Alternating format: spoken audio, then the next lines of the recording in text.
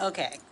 So as I said in the last live that I just tried a couple of minutes ago, I don't know how much time I'm going to get with me and Ella Grace at home together, with her already having her bath, having lunch, having her dinner, and her wanting mommy, and at the same time trying to be sneaky. Anywho, so as I was saying, this past weekend I went over to storage, and because I'm working on clearing it out and bringing the stuff to the house that I want to keep, and discarding those items that I've just been holding on to because guess what? We've moved from one side of town to the other side of town, and I just didn't have time to review it with three kids under the age of 10 at the time, maybe 9, I don't know. But so for the longest time, I could have sworn that my mother had told me, and my memory long term is much better than my short term, that she said that it took me a while to talk, and I didn't start talking till after I was 1 years old. Could have sworn that I was a late talker. And she also said that when I started talking, they couldn't shut me up. But the first things that I had said was "see" and "daddy fix nice." So my first one was giving some direction, and then also giving some praise to my dad, and it was a fragment and all that good stuff. But anyway, so I'm going through my baby book. I'm like, oh, look at the sweet things that were in here. My grandma, Leela, and my aunt Diana, who's my second mama, were my first visitors. And my mom also noted God. So I had my first three visitors were God, my grandma, Leela, who I'm named after, and my aunt Diana, who's my father's sister, his only sister. Okay, great. I'm looking further down, and I'm looking at my milestones and what's listed there in my mom's handwriting. Biggest day, when I started talking, what the words were, like I just said a couple of seconds ago, and when it happened, and when I started walking.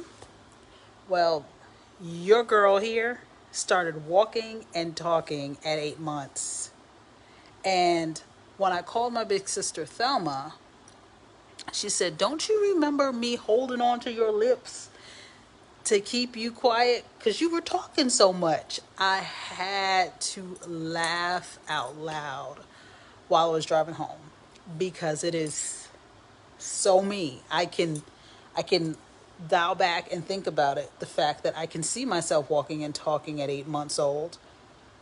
My mom might have been oblivious at the time because she was going through perimenopause when she had me. Um, and when I was 4, at the ripe age of 4 years old, I was reading. I believe I had hyperalexia, as they call it. I was reading. I had started writing, and my mom took me to, what is it, Head Start, and it was too late for Head Start for me, and so she tried to take me to public school. She took me to two of them, I think. And finally, she got to my elementary school that I went to, lovely PS 139, shout out for Brooklyn, and persuaded them to put me into kindergarten at 4 years old with a December birthday. And I remember distinctly her saying that they felt that I should be gifted and talented. However, because of my age, they were going to let me work it out and see when I eventually would get there. And I think I've started testing and so forth to get in at by the second grade. I think it was the second or third grade. But anywho, I just thought that was hilarious because I'm going around sharing and writing and going, "Oh yeah, I'm a late talker," you know. No, I wasn't.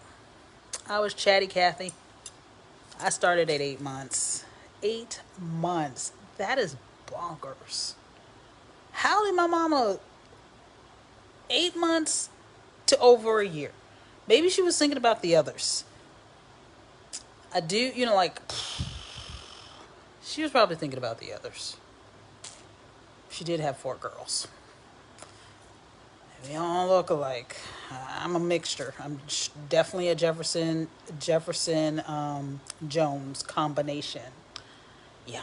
But anyway, love you, Mom. But thank you for writing that down because the oral history that you gave me was off.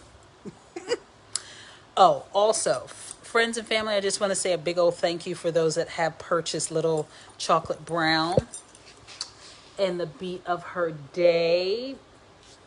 That is actually my second children's book because I released Lale and the Enchanted River the week before Little Chocolate Brown dropped on Amazon in the digital format. They both, I think, went live for purchase on Amazon in the paperback format back to back. But yeah, so in total, I actually have written 3 books. The first one is Poetry of a Black Girl, which is a compilation of or anthology of, I can't say that my brain is not completely functioning. I've been up since before 4:30 in the morning. Long story. But anyway, Poetry of a Black Girl, The Darkness and the Light is my first book. And I wrote that when I was turning 30, and I'm 46 now, so 16 years ago. Lale and the Enchanted River is my second book, but my first children's book, and it was based on a poem that I wrote that is in that first book. And Little Chocolate Brown and the Beat of Her Day is the first book that will be in a series that I will continue to pen for as long as God tells me to, about my beautiful children that are all have invisible special needs. But the one that I see a lot of myself in is Miss Ella Grace, my little baby girl. Hey, Juicy. Congratulations. I saw your post.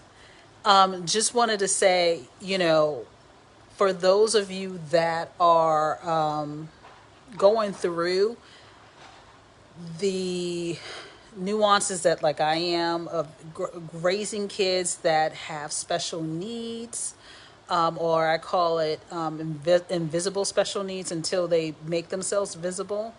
You are raising little superstars. They are so amazing to see the talents that my 3 kids have. Their focus, their drive, the things that just make them them. It feels almost like like I said, I thought this was going to be quick, but I see kids that have that are labeled with special needs or neurodivergent, almost like the X-Men. The X-Men were ostracized. They were born with these special powers. And yes, I'm talking about Marvel. With these special powers, some of them you could tell right off the back that they had these special things about them. They were a little different from everyone else. Others you couldn't tell until they manifest themselves. And that is how kids that are not neurodivergent or adults that are neurodivergent, it happens. But they're all beautiful. They're beautifully designed by God. And it is up to us to realize, meaning the adults and people in their lives, to show them how beautiful they are. All of us are a little bit quirky and have little things that are going on around about us. But they need our help just a bit more. And they have so much to bring to this world. There are so many people that we're finding out today because, again, 50 years ago, 20 years ago, 10 years ago, there was not the science to explain any of this. Nothing had categories and titles. There was not really a spectrum to talk about. But now there is, and we're learning, and it's beautiful as like the rainbow. That's why I always like wear my head wraps that are colorful. So it just makes me just think about how beautiful this world is with people, all different types of people in it. If we were all exactly the like, it would be hecka boring. Okay.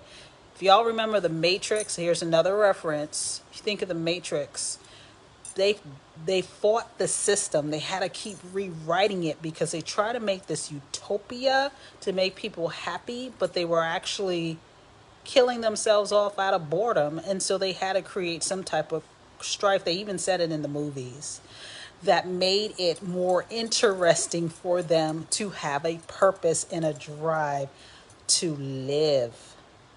So I just wanted to say, going back to my original thought, I really didn't.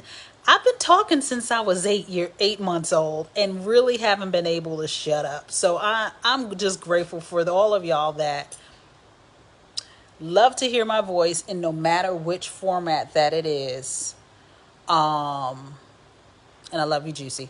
No matter what format that it is, if it may be in my written word on my blog, memoirsofablackgirl.com, or if it's in my books, as I mentioned, Poetry of a Black Girl, The Darkness and the Light, my poetry collection, or my two children's books, Lale and the Enchanted River, or Little Chocolate Brown and the Beat of Her Day, the series, or my stuff that I post on social media. Thank you for being a part of my